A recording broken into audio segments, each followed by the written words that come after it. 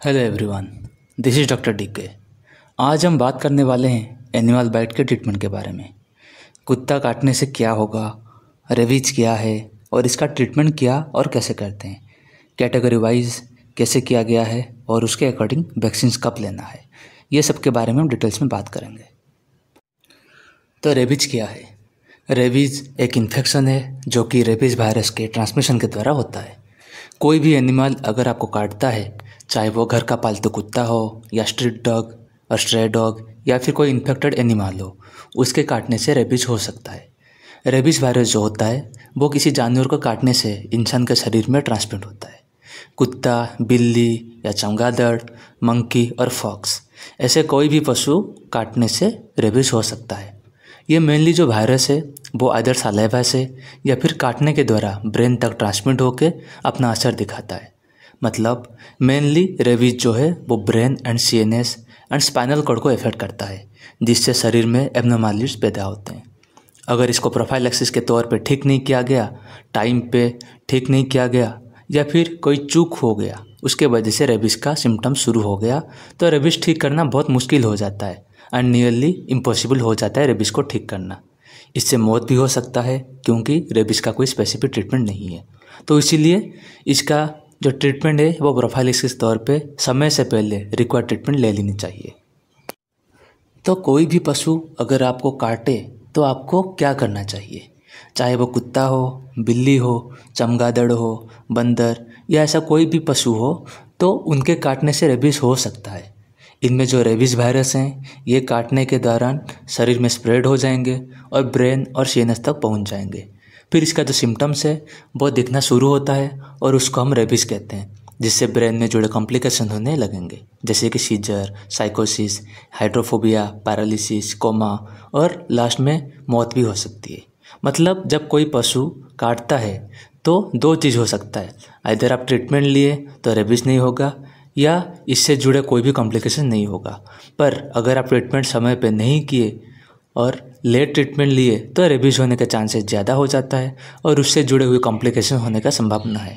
तो इसीलिए बिना देरी किए कोई भी पशु काटे तो इससे जुड़े हुए जो ट्रीटमेंट है, प्रोफाइलैक्सिस है, वैक्सीन है, वो सब ले लेनी चाहिए। कोई भी एनिमल बाइट कंडीशन में आपको सबसे पहले क्या करना चाहिए? आपको हॉस्पिटल जाना तो पड़ेगा ही, लेकिन इमीडिएट एक्शन आपको क्या करना है, प्राइमरी ट्रीटमेंट में क्या करना है? चाहे सलाइवा हो या खून निकले हो या फिर आपको श्योर नहीं कि आपको पता नहीं क्या हो गया, लेकिन आपको ये सस्पेक्ट है कि कोई कुत्ते आपको आपस में टच में आए हो, तो ऐसे हालत में आपको क्या करना चाहिए? सबसे पहले आपको कटे हुए जगह पे घाव जहाँ होगा उसको साबुन लगा के पानी से या फिर डायरेक्ट चले हुए पानी में एटलीस्ट 15 मिनट तक धोना है। अच्छे से साबुन में रगड़ रगड़ के 15 मिनट धोना है।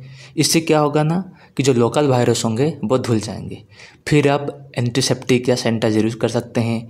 ये बेसिक्स करने के बाद आपको किसी डॉक्टर से कंसल्ट करना है ट्रीटमेंट के लिए, या आप ARV क्लिनिक यानी anti rabies vaccination clinic visit करना ज़रूरी है, जहाँ पे आपको घाव का कैटेगरीज किया जाएगा, सीवियरिटी कितना है, सब कुछ देखा जाएगा और उसके बेसिस पे आपका ट्रीटमेंट होगा।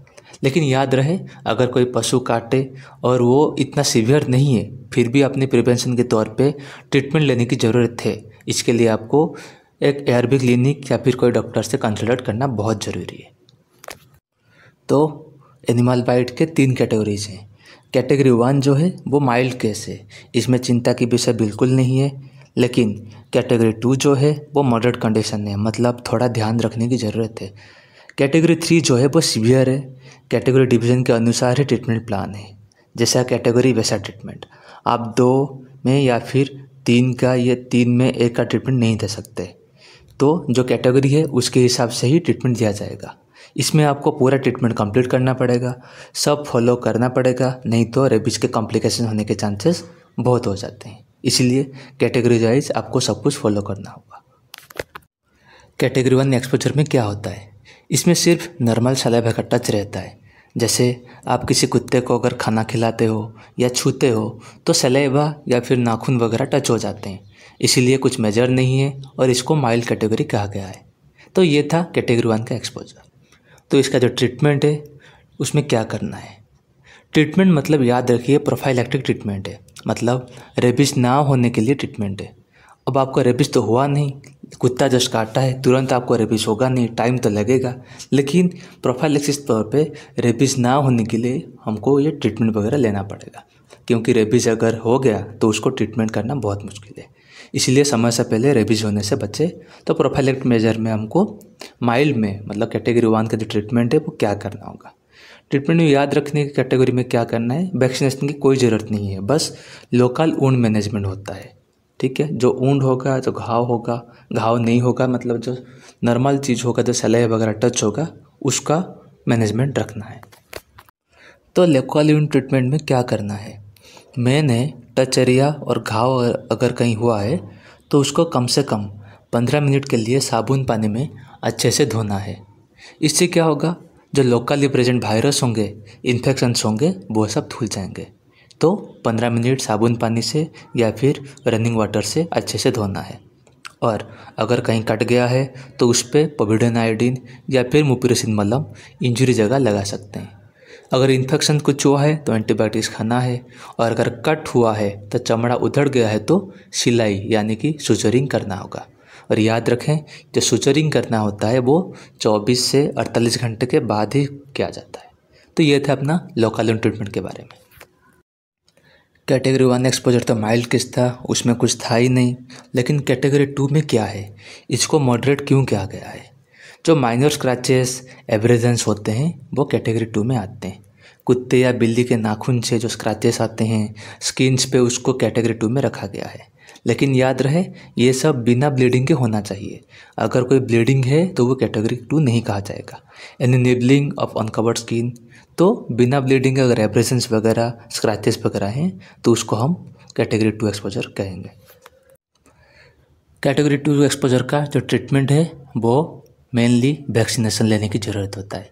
सबसे पहले आपको जो बेसिक है लोकल ट्रीटमेंट करना है, लोकल वुंड मैनेजमेंट करना है। जो घाव बना है उसको अच्छे से वॉश करके मलहम पट्टी करना होगा। इसके बाद आपको टिटानस इंजेक्शन टीटी लेना बहुत ज़रूरी है। अगर आप आखिरी 6 महीने में किसी भी कारण टीटी इंजेक्शन लिए हैं तो आपको नहीं लेना है, अगर नहीं लिए होंगे तो आपको टीटी इंजेक्शन लेना होगा। इसके बाद आपको वैक्सीनेशन लेना होगा। वैक्सीनेशन में आपको ARV यानी कि एंटी रेबीज वैक्सीन, इसको लेने की ज़रूरत होता है, जिसका एक शेड्यूल होता है और उस शेड्यूल को आपको फॉलो करते हुए पूरा करेंगे तो आपका वैक्सीनेशन कंप्लीट होगा। अगर आप कंप्लीट नहीं करेंगे तो वो इनकम्प्लीट कहा जाएगा। ठीक है, तो वैक्सीनेशन में क्या होता है और शेड्यूल क्या है। एंटी रेबीज वैक्सीनेशन जो है वो एक एक्टिव इम्यूनाइजेशन है, मतलब कि एक आर्टिफिशियल प्रक्रिया है टीकाकरण, जिसको इंजेक्ट करने पर आपकी इम्यून सिस्टम स्टिमुलेट होगा और इससे जो एंटीबॉडीज फॉर्म होगा वो आपको नुकसान होने से बचाएगा। ठीक है, तो इम्यूनाइजेशन या वैक्सीनेशन का शेड्यूल कुछ इस तरह है। टोटल 4 डोज में आपको वैक्सीन लेना होगा, 4 दिन लेना होगा, ऐसे रैंडमली नहीं। डे 0, डे 3, डे 7 और डे 28, मतलब ऐसे 4 दिन आपको आके वैक्सीनेशन लेना पड़ेगा। डे 0 मतलब क्या है, जिस दिन आपको काटा है तो उस दिन आपको ही लेना होगा सबसे पहले। अगर आप ऐसा नहीं करते, सपोज़ आज आपको कुत्ता काटा है, आप 3 दिन के बाद लिए, तो उसको हम डे 0 मानेंगे।